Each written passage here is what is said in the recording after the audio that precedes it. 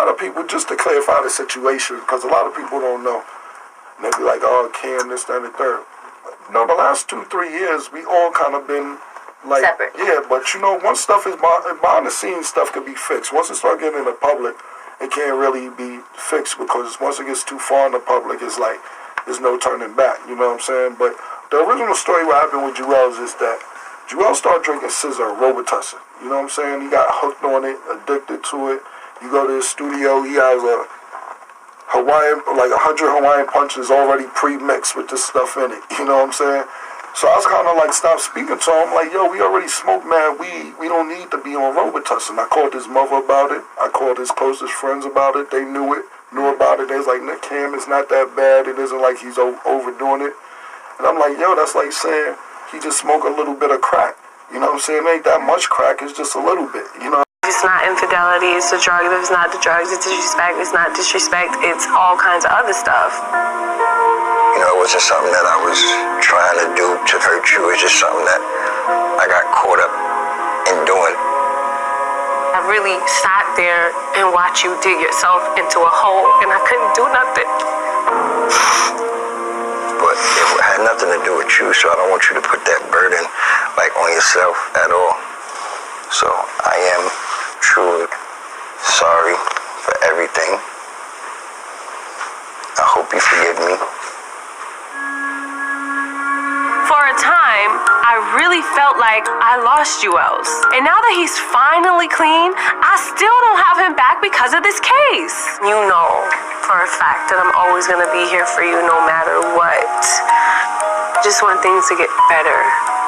What's going on, everybody? It's Jay Coffee Talk back again with another video for you guys. Before we get into this thing, guys, I'd like to ask that you hit that like and subscribe.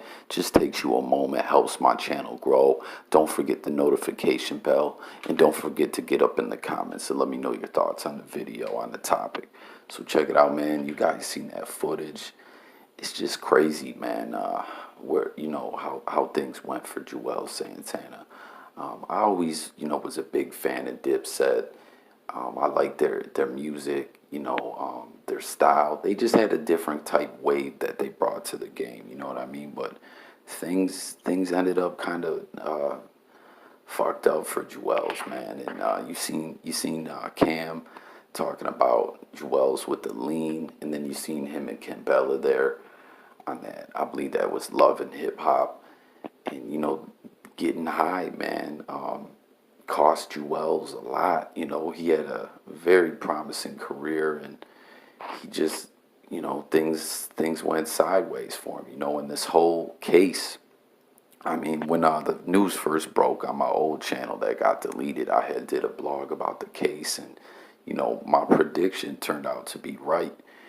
Juelz, the whole gun in the airport thing and all that was just simply him being all skied off pills all the time, and the memory gets a bit foggy, and he forgot that he had the strap in his luggage, man. That's exactly what happened. He's doing Fed time right now, missing out on his family, his freedom, his career, making money and all that, just because he was getting too high and forgot that he had a gun on him. Like, that's what this all boils down to. I actually seen some footage, where Juelz and Kimbella were talking, and she flat out just pulled his card and said, man, none of this would have happened if you weren't getting high, if you would have left them drugs alone. And Juelz didn't even deny it, you know what I mean? He knows that's what it is.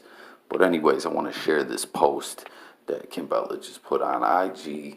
She said, there's not a day or night that goes by that I don't miss Juelz. The challenge has been so challenging for me, for my kids, for the family.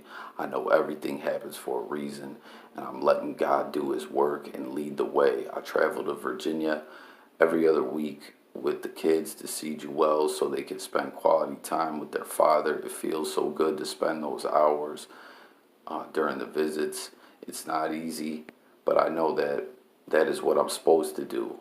It's tough not having Juelz around for the past 3 months. I'm staying positive, busy, and holding our empire down. That's all I know. Please continue to pray for Juelz and our family during this time. We appreciate all the love and support. So, I mean, we seen like how they were speaking on that thing before Juelz went away. He, word was he was clean, but I don't know, we'll see how that goes, But you hear me speak on this channel from time to time about drugs and specifically opiates. And anyone, if you've had a close family member or a friend or maybe yourself, if you've experienced something like that, like, that shit is, it's no joke, it's no game, it's a terrible addiction. It grows and gets stronger. People's tolerance go up, they need more and more, their life ends up on the line, they get OD. You know what I mean? It's no game. It's nothing to be played with. So I always try to, put it out there to people that if you're going through that or someone is like, get some help, do something. You know what I mean? Just look how things have went for Juelz. We seen the man's teeth done fell out and everything, and Juelz and Dipset always prided themselves on being swagged out, rocking fly shit. You know what I mean? Like, they definitely brought another level to the game with the fashion as well. Like I said, they just had their own wave with the music, with the fashion and all that. And look what happened to this dude.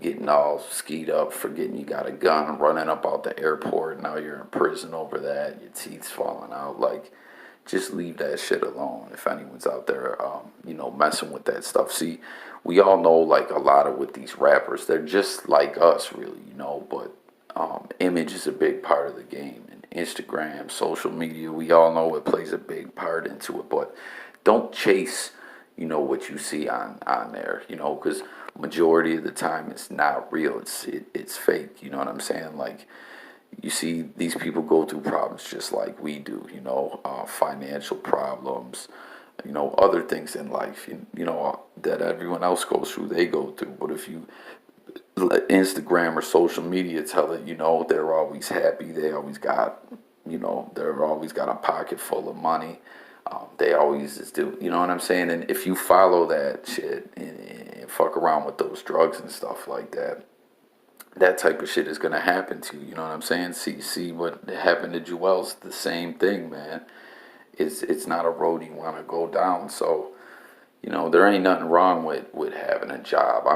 There ain't nothing wrong with chasing your dreams neither, but just having a normal job and your family and everything, ain't nothing wrong with that. So don't get caught up in this hype, that you see, these rappers doing, or living or putting out there, because it ain't all true. But I just wanted to share, this post with you guys and this update on Juelz. As she was saying, he's 3 months in on the bid, got, sentenced to 27 months. So that's a little over 2 years. But, he'll probably come home to a halfway house or something, a little earlier than the whole 27 months. But, the way the time works, I'm not exactly sure. I never did Fed time, but I know people normally come home to a halfway house a little bit early, as long as they're doing their programs and that. But anyways, guys, get in the comments. Tell me your thoughts on this, this whole situation with Juelz. And get in the comments and let me know your favorite tracks by Juelz and Dipset. You know what I mean? It's Jay Coffee Talk. Don't forget to like and subscribe. I'll catch you guys on the next one. I'm out of here. Peace.